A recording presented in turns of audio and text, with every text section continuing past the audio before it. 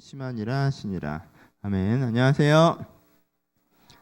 그래도 몇 주만이죠. 2주 비고 3주 만에 이렇게 함께 보게 돼서 굉장히 감사합니다. 오랜만에 기억하고 찾아주셔서 감사하고요. 여러분들 조금 덜 익숙할지도 모르겠지만 집중하면서 은혜받는 시간이었으면 좋겠습니다. 이 본문은 제가 예전에 수련회 때, 겨울 수련회 때, 그러니까 거의 1년 가까이 됐죠? 한 10개월 됐나요? 겨울 수련회 때 한번 다뤘던 본문입니다. 마태복음 본문으로 다뤘어서 넘어갈까 하다가 여러분들의 기억력을 신뢰하고 또한 다른 관점에서 다뤄볼 수 있는 부분도 있을 것 같아서 다시 한번 이 본문을 갖고 말씀을 나누려고 합니다. 시작해 봅시다. 한 사람이 있습니다. 한 친구가 있습니다. 서점에 한번 가봤습니다. 요즘에 유명한 베스트셀러 한 권을 집어서 책을 읽기 시작했습니다. 그냥 여기저기를 들춰보았습니다.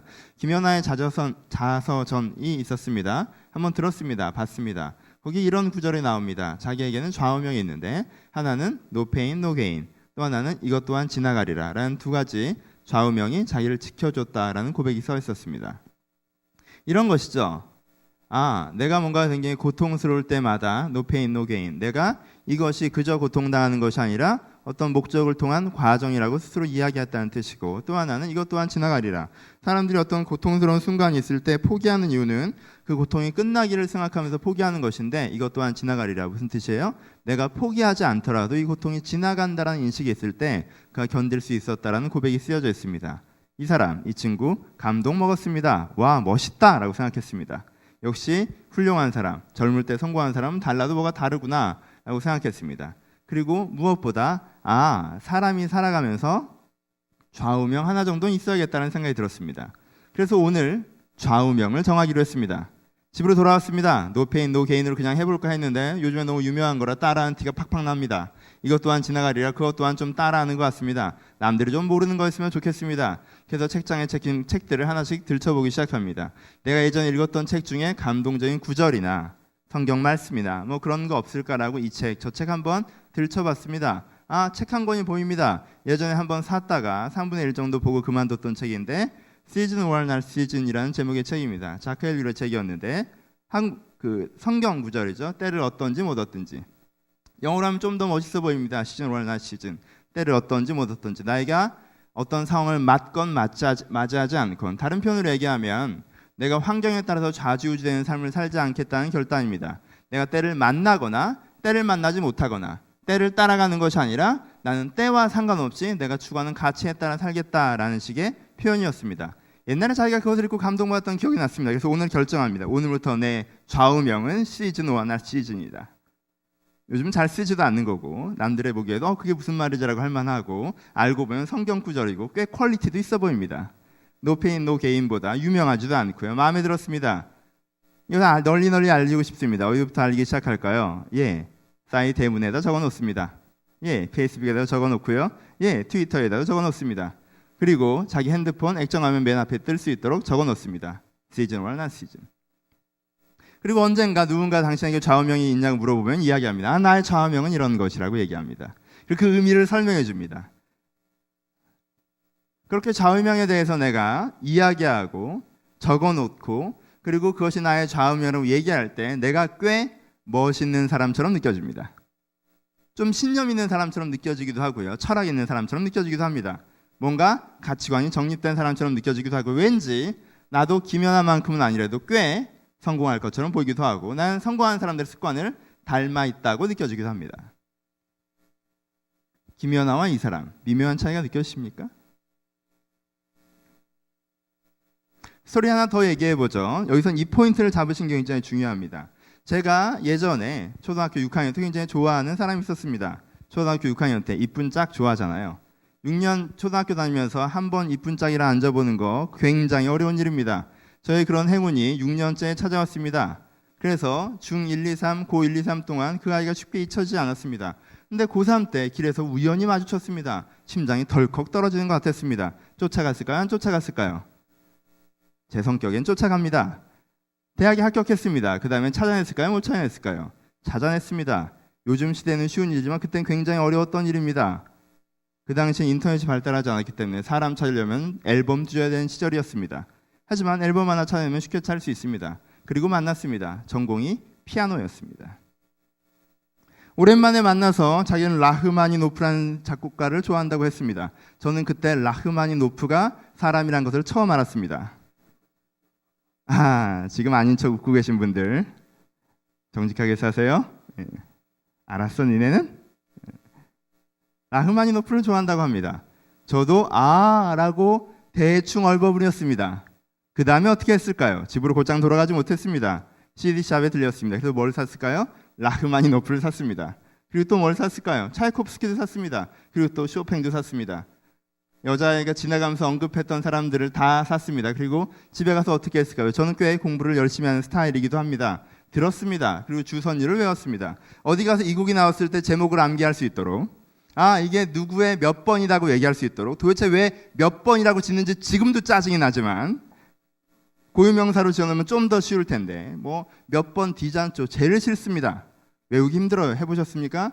듣고 외웠습니다. 그 곡이 나오면 이야기할 수 있도록.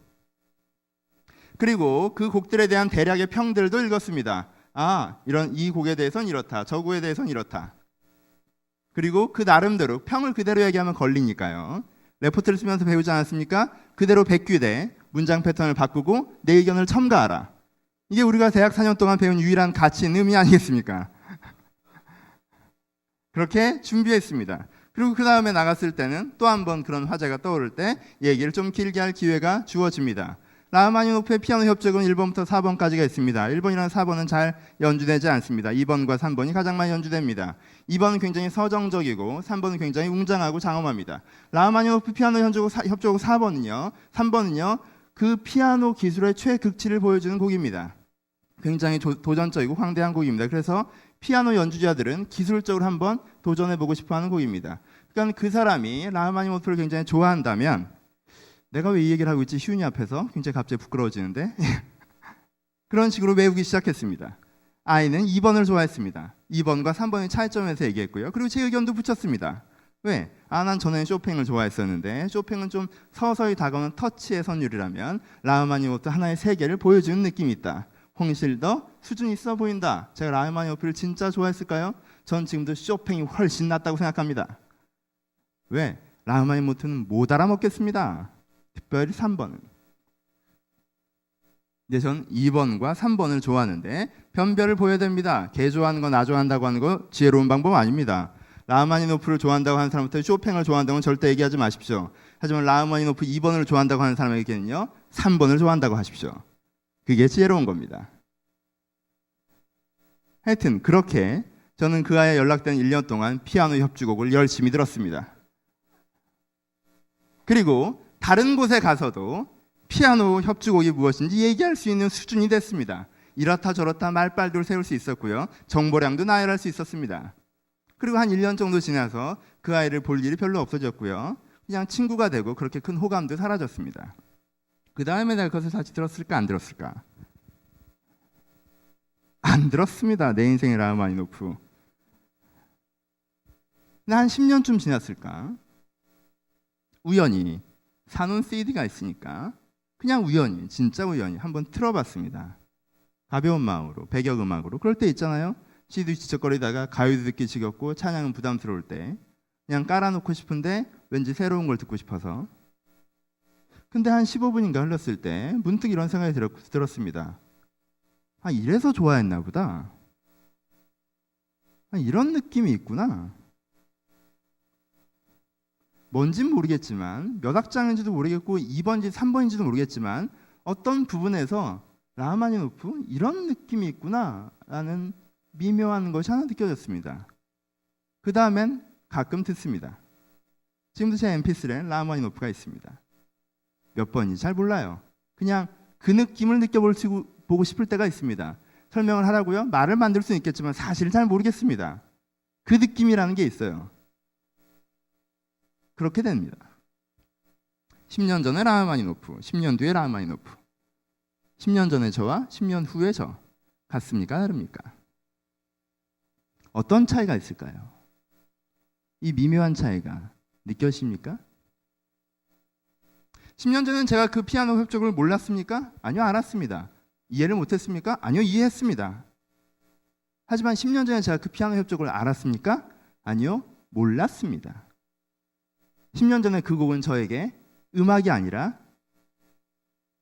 액세서리였고, 음악이 아니라 친교였으며, 음악이 아니라 제 지적 허영이었습니다. 있어 보이고 싶은. 저에게 음악은 아니었죠. 물론 알았습니다.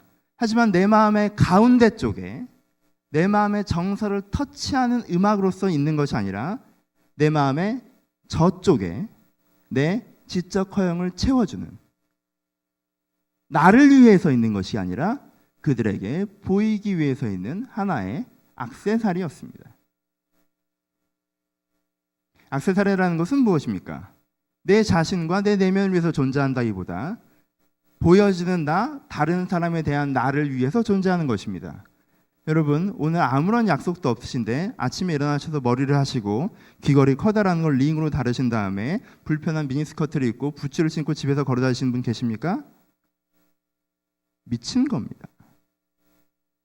사람은 아무리 자기의 화려한 모습이 좋더라도요, 집에서 혼자 아무도 안 만날 거면서 스모키 화장을 하면요, 꼭 치유가 필요하신 겁니다.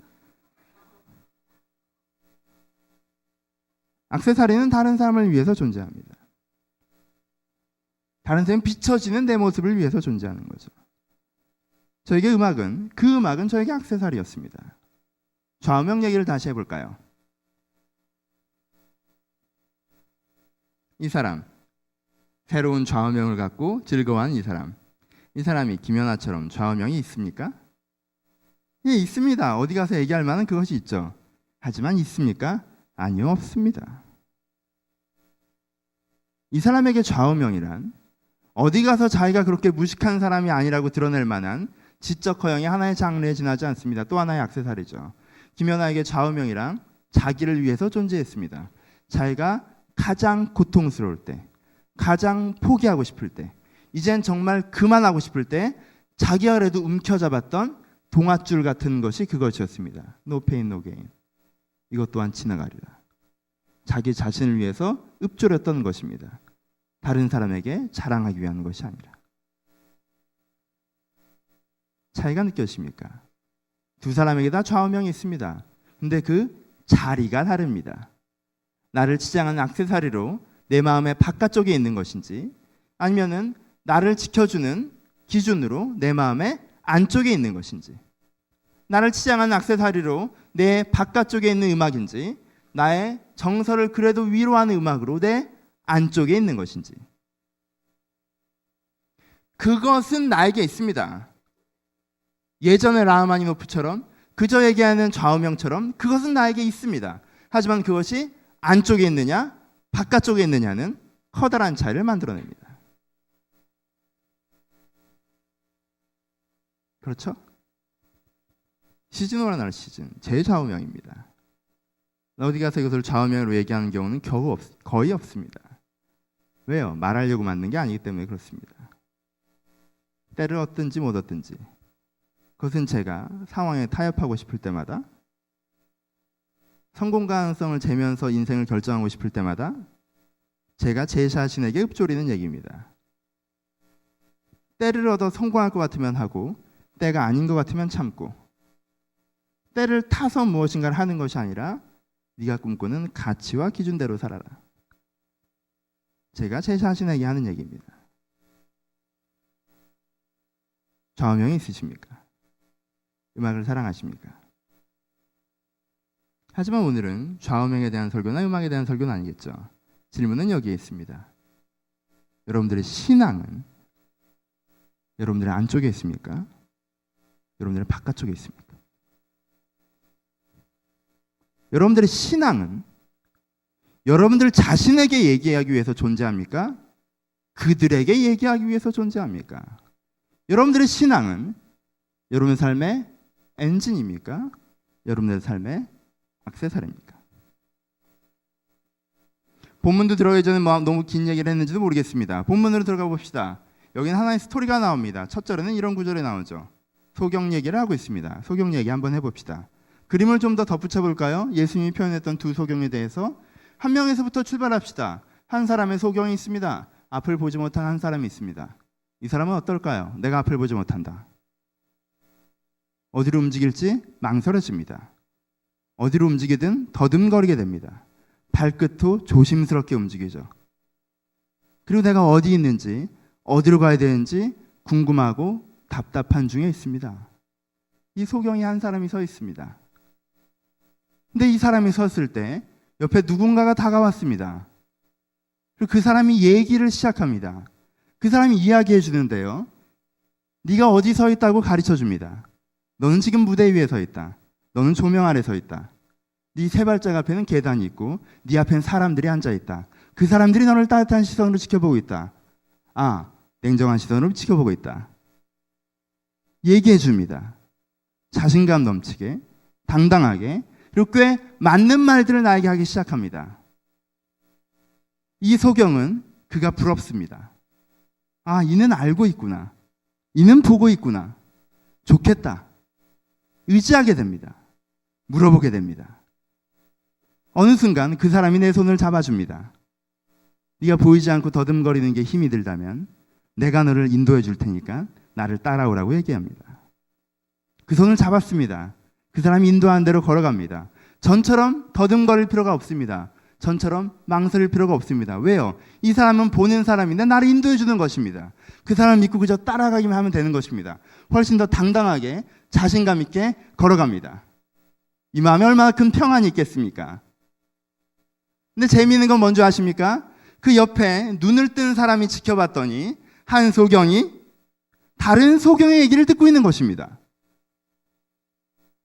보지 못하는 한 소경이 보지 못하는 다른 소경에게 자기는 보는 것처럼 막 얘기를 합니다. 자기는 아는 것처럼 막 얘기를 합니다. 그러니까 이 사람이 그 얘기에 굉장히 감동하면서 듣고 있다는 것입니다. 그리고 이 소경이 그 사람의 손을 잡아줍니다. 나를 믿고 따라오라는 것입니다. 그리고 앞서 나가 걸어갑니다. 그때 그 뒤에서 그 소경이 참으로 평화로운 표정으로 그 소경을 따라가고 있는 것입니다. 옆에 서 있는 그 눈이 보이는 사람 입장에선 얼마나 기가 막힌 얘기입니까?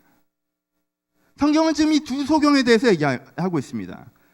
이 뒤에서 따라가는 소경을 눈에 티가 낀 자라고 얘기합니다. 앞에서 끌고 가는 소경을 눈에 들보가 낀 자라고 얘기합니다. 뒤에서 따라가는 소경, 앞에서 끌고 가는 소경, 두 사람의 소경에 대해서 오늘 본문은 얘기하고 있는 것입니다. 근데 오늘 성경은요, 앞사람의 문제점을 훨씬 더 심각하게 얘기합니다. 눈에 들보가 낀 자. 앞사람의 문제점은 무엇인가요? 이 뒷사람은 자기가 모른다는 것을 알고 있습니다. 전 좌우명도 없고요. 전 클래식엔 관심도 없습니다. 라고 그냥 얘기하고 마는 사람입니다. 근데 이 앞사람은요, 그것보다 좀 더 괜찮은 사람이고 싶습니다. 이 소경처럼 보여주고 싶지 않습니다. 이 앞사람은요, 내가 소경이 아닌 것처럼 드러날 때 이 소경이 나를 우러러보는 그 느낌이 좋습니다. 내가 소경이 아닌 것처럼 내가 보는 누군가에게 들은 얘기를 나열해내면 그 말이 맞는 말이기 때문에 이 보이지 않는 이 소경은 자기가 보는 줄 알고 자기를 존경하고 따라옵니다. 그렇게 봐줄 때 나는 마치 보는 것 같은 기쁨을 느낍니다. 이 보이지 않는 소경에게 보이는 사람으로 대우받을 때 내가 보는 자인 양 스스로 느껴진다는 것입니다. 얘가 좌우명을 얘기했을 때 사람들이 와 해주면 내가 마치 좌우명을 가지는 사람인 양 느껴지고, 내가 말도 안 되는, 내가 깨닫지도 못하고 느끼지 못한 얘기를 주워들어서 나열했을 때 와, 너는 마치 클래식 매니아인 거구나 라고 보여지는 그 느낌, 그렇게 봐줄 때 내가 마치 신념 있는 사람인 것처럼, 내가 마치 클래식 매니아인 것처럼, 내가 마치 신앙 있는 사람인 것처럼 그들이 봐주는 그 느낌이 좋다라는 것입니다. 내가 진짜 그런 것인 것처럼 느껴지니까. 눈에 들보가 낀 자들. 이 사람들은 어떤 사람입니까? 신앙이 있습니다. 신앙이 없지 않습니다. 있다라고 전제합시다. 있다라는 의미에 대해서 좀 더 중의적이긴 하지만 일단 있습니다. 마치 그 좌우명의 사람이 좌우명이 있는 것처럼 그 음악에 대해서 관심이 있는 양 했던 사람이 음악에 대한 정보량과 지식은 있는 것처럼 이 사람에게 신앙은 있습니다. 근데 그 신앙이 어디에 있습니까? 액세서리로 있습니까? 마음 가운데 있습니까?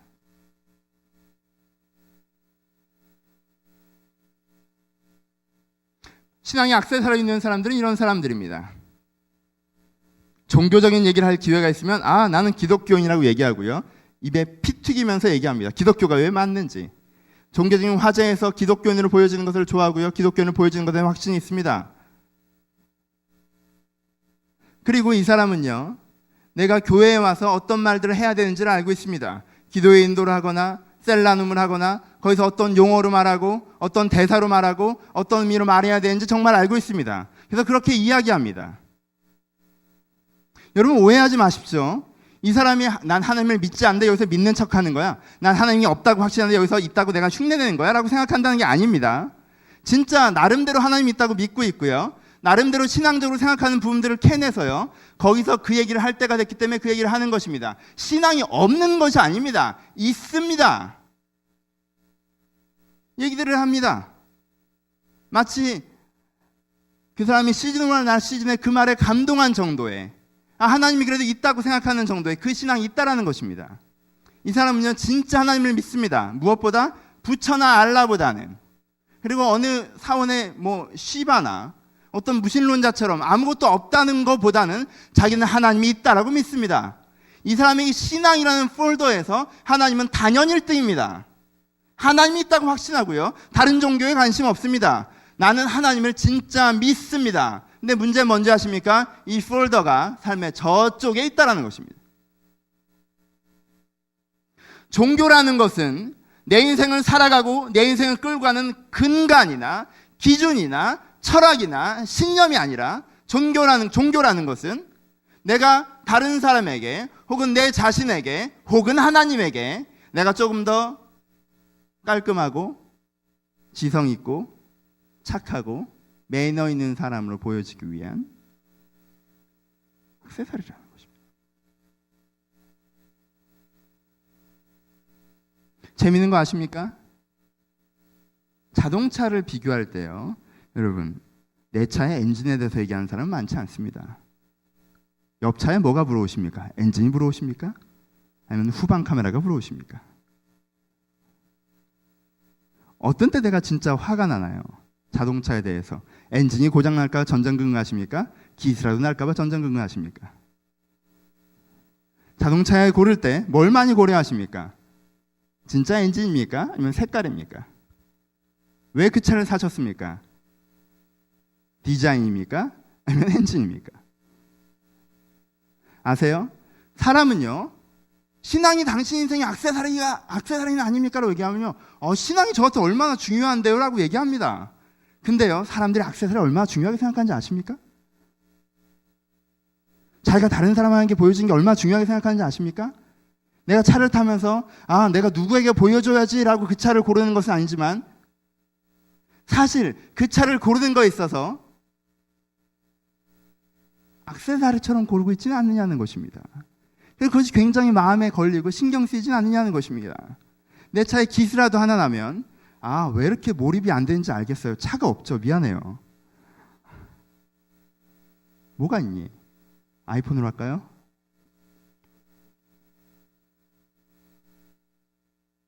그것들에 더 신경 쓰지 않습니까? 내가 신앙 있는 사람을 보여지는 것에 감동하고 내가 먼저 교회에 와서 그런 영적인 얘기를 떠들고 하면 사람들이 나한테 와 해주면 내가 괜찮은 사람인 것처럼 느껴지고 난 그래도 잘해나가고 있는 것처럼 보여지고 그 소경들이 와 해주면 마치 내가 보는 사람인 양 느껴지고. 근데 묻습니다. 진짜 하나님 여러분들 말씀하고 계십니까? 하나님은 여러분들에게 엔진입니까? 하나님 여러분들에게 말씀하고 계셔서 내가 그 말씀을 듣고 그 말씀을 지키려고 하고 그 말씀이 내 삶의 시금석이 돼서 그것이 나를 리드합니까? 그 신앙이 있으십니까? 신앙이라는 자리는 원래 맨 바깥이 아니라 맨 가운데가 아닌가요? 그렇죠? 철학보다 어떤 내 좌우명보다 신앙이라는 건 가장 중심에 있어야 되지 않겠습니까? 내 하나님을 더욱 사랑했다고 우리가 찬양했는데 그것이 내가 다른 어떤 것들을 우선순위에 두는 것보다 그것이 나에게 가장 중요하다고 얘기하는 건 아닙니까? 여러분들의 신앙은 엔진입니까? 악세사리입니까? 진짜 하나님을 닮아가는 것이, 더 나은 사람이 되는 것이, 세상을 좀 더 건강하게 하는 것이, 하나님의 뜻을 이루는 것이 여러분들 가운데 무게감 있게 다가옵니까? 여러분들이 신앙적인 얘기를 떠들어다니고 그것들을 사람들이 있는 것처럼 보아주면 내가 마치 있는다고 느끼는 그 소경의 손을 잡고 자존감을 회복한 소경은 아닙니까? 진짜 신앙이 있습니까? 오늘은 이 주제에 대해서 예수님께서 말씀하고 계신 것입니다. 예수님이 기가 막혀서 얘기하는 것입니다. 옆에서 내가 보고 있으니까 이 바리새인이라는 소경이 이 소경을 끌고 걸어갑니다. 그러면서 이 사람들이 자기를 따라오니까 자기가 잘하고 있다고 생각한다는 거예요. 마치 신앙이 있다고. 자기가 막 떠들어대는데 사람들이 막 감동하니까 내가 마치 굉장히 괜찮은 사람인 것처럼 느끼고 있다는 것입니다. 목사가 앞에서 설교를 할 때 내 설교에 사람들이 감동받고 은혜받고 영향을 미쳐하면 내가 마치 그런 사람인 것처럼 오해하는 당나귀가 될 때가 있는 것처럼, 조언 몇 명 앉혀놓고 얘기할 때, 내 친구 한 명 할 때, 뭐는 상담할 때, 내가 교회에서 뭔가 내가 나눔을 했는데 사람들 감동적으로 들을 때 내가 마치 그런 사람인 것처럼, 내가 그렇게 살고 있는 것처럼, 내가 마치 그 신앙인 것처럼 그들의 시선에 의해서 내가 정해지고 있음에도 불구하고 나눔의 즐거움이 그런 것은 아닐 거예요. 그렇죠?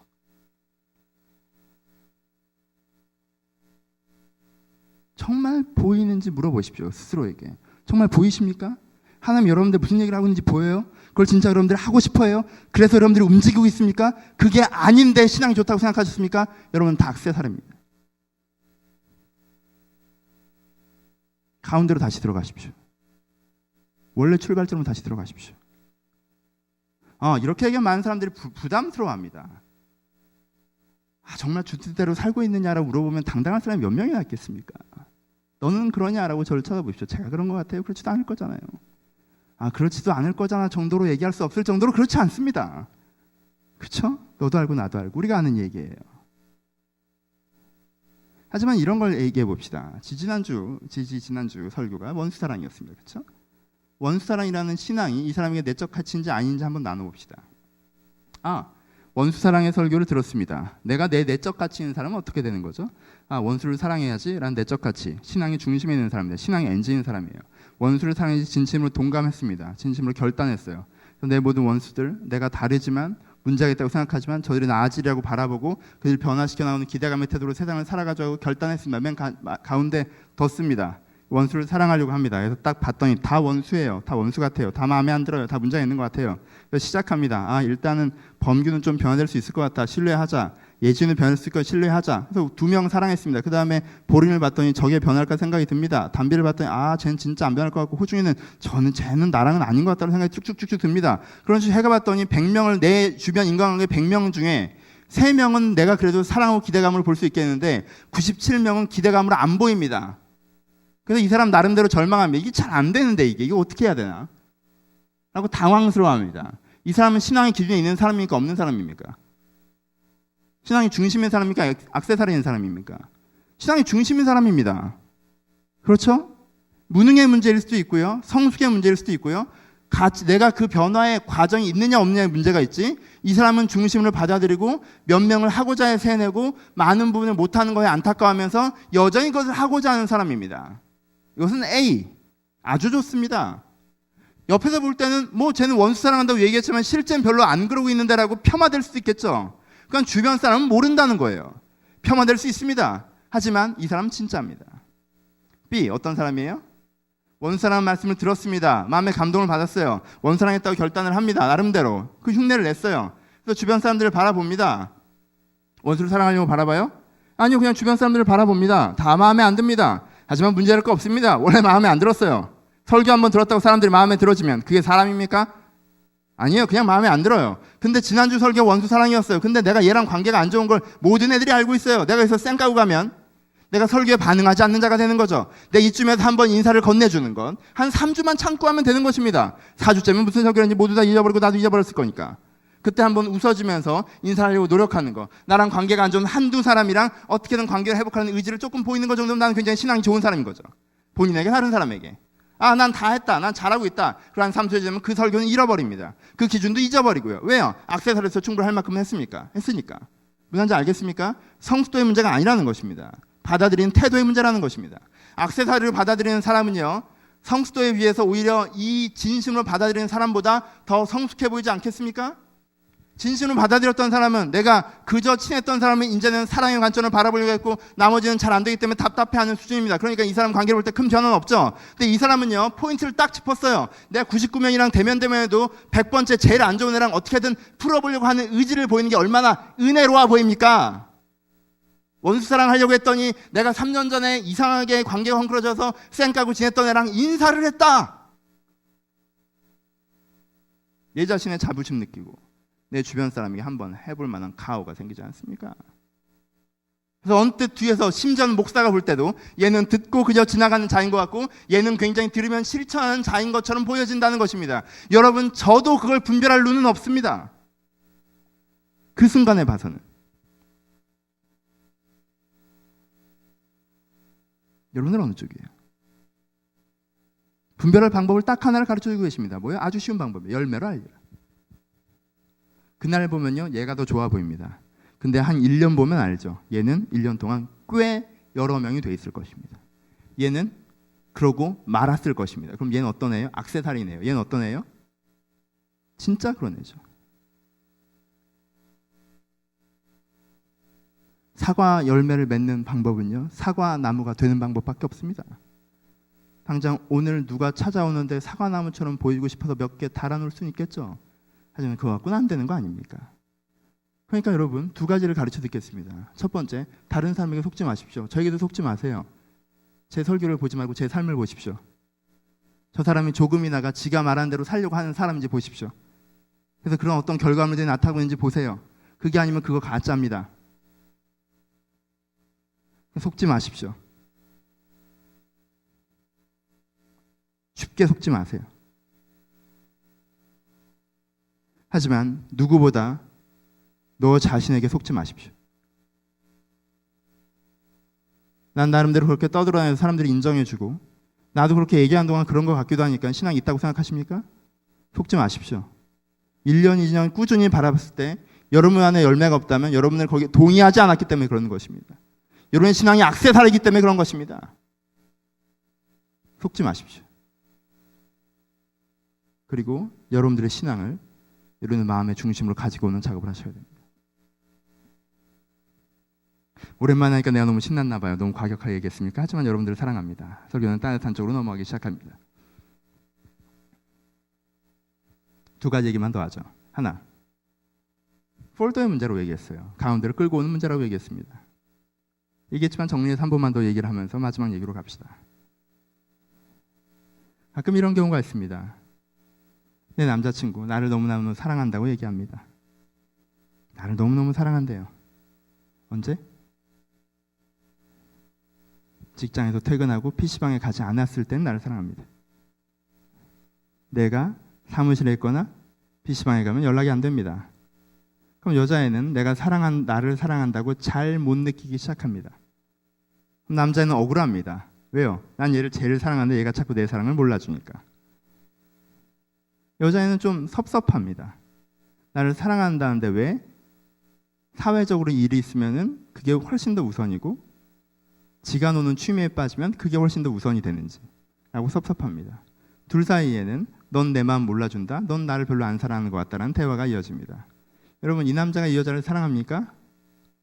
예, 사랑합니다. 여자 중에 가장 사랑합니다. 남자는 그래서 난 널 가장 사랑한다고 얘기하는 것입니다. 나는 세상에 어떤 여자보다 너만 사랑하고 너만 나에게 여자다입니다. 하지만 이 남자에게 이 연애라는 폴더, 이 여자라는 폴더는 어디에 있습니까? 마음의 가장 중심에 있기보다는, 중심에 있어서는 안 됩니다. 마음의 가장 중심에 있기보다는 3-4단계 옆쪽에 있는 것입니다. 마음의 가장 중심에는 내 사회적인 성공이나 그런 것이 있는지도 모르겠고, 그 옆에는 스타크래프트2가 있는지 모르겠고, 그 옆에 친구들이 있고, 그 옆에 연애 폴더가 있는 것입니다. 그러면 아무리 운명적인 사랑을 만나도요, 이 폴더가 가운데로 들어오지 않는 한 세상 모든 여자를 이겼어도 스타2는 못 이기는 것입니다. 여자도 마찬가지고요. 어떤 사람이 로맨티스트입니까? 이거 병입니다. 근데 이 폴더가 가장 가운데 있는 사람들이 있습니다. 친구보다, 오락보다, 내 사회적인 성공보다, 무엇보다 로맨티스트는 뭐예요? 티스트는 뭐예요? 가치관입니다. 로맨스가 가치관인 사람이란 게 뭐예요? 가장 중심에 로맨스가 있는 사람을 얘기합니다. 그렇죠? 그럼 여자는 뭐예요? 최종적인 승리자가 되는 거죠. 뭐마저 이겼습니까? 철학과 신앙마저 이긴 진정한 비너스의 우상이 되는 순간입니다. 여자분들 로맨티스트 좋아하지 마십시오. 그 사람 철학적으로 문제가 있는 사람입니다. 하지만 중심도의 위치를 보면 이걸 얘기하는 것입니다. 여러분들이 얘기했죠? 난 여러분들이 하나님을 가장 사랑한다고 확신합니다. 가끔 하나님보다 부처가 좋아서 마음이 떨리는 분 계십니까? 자꾸 모스크에 마음이 가서 주님 죄송합니다로 얘기하시는 분 계세요? 팔이 8개는 시바 신상을 보면 왠지 주님보다 권능이 있어 보이십니까? 그런 사람들은 아무도 없을 거예요. 여러분들에게 신앙이라는 신에 대한 태도라는 폴더에서 하나님은 탑일 겁니다. 그래서 저는 나는 우상 숭배 전혀 하지 않고 난 하나님만 사랑한다고 얘기하실 겁니다. 근데 묻는 건 그것입니다. 그 폴더는 어디에 있습니까?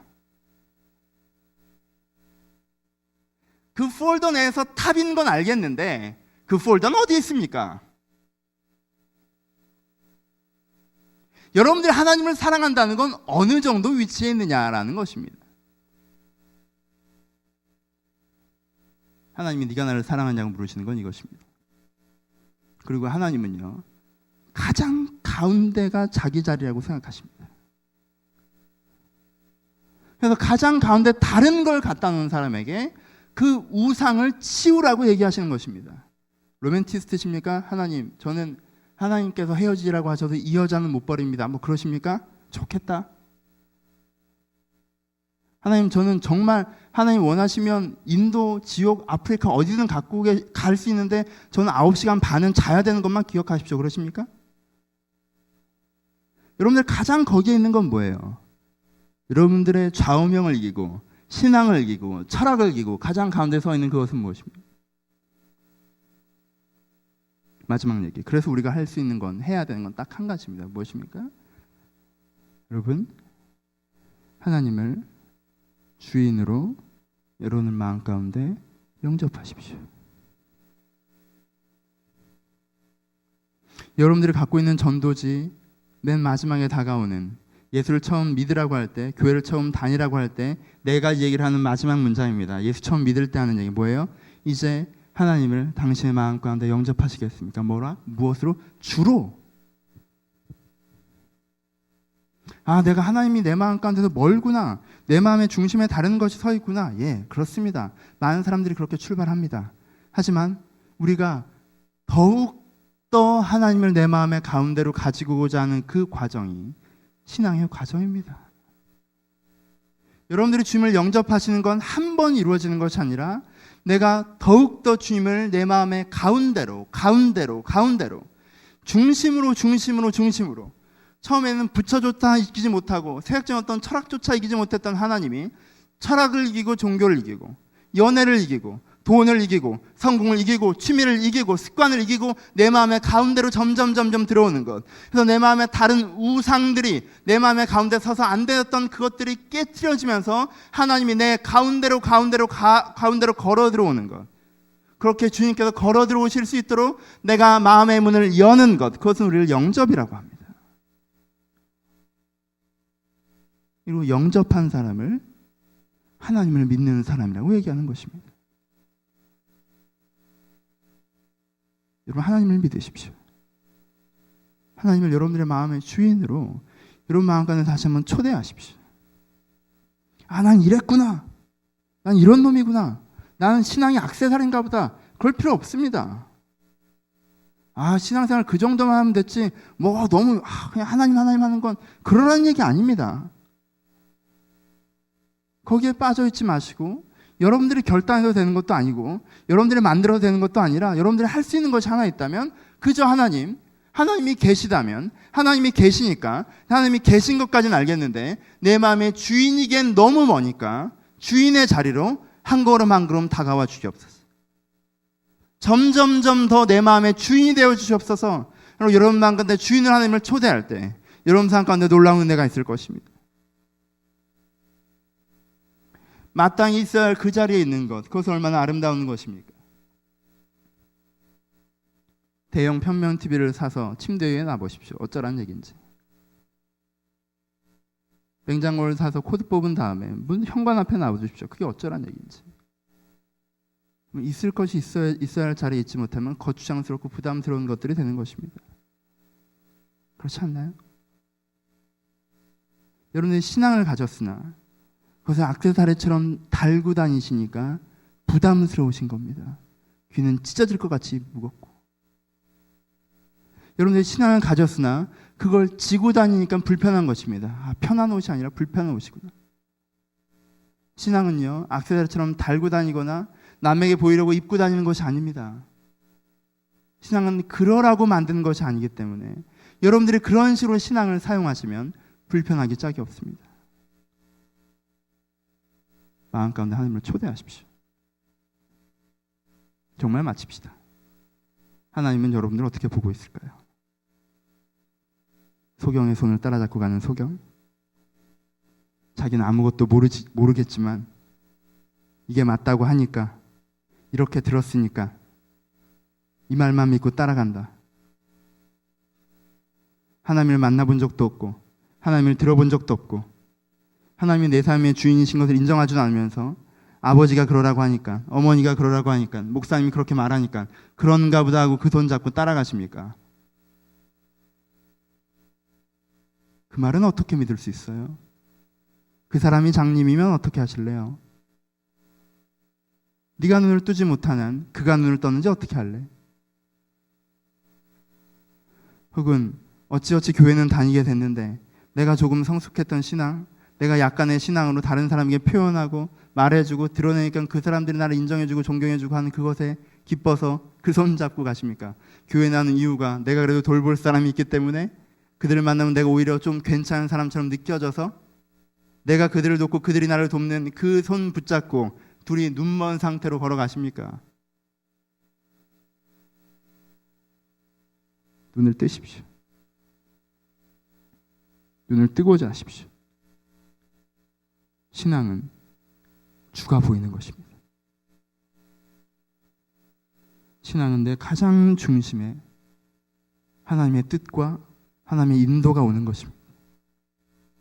내가 그것으로 내 인생을 결정하고 그것으로 내 인생을 걸어가는 것입니다. 신앙이라는 건 그런 거 아니겠습니까?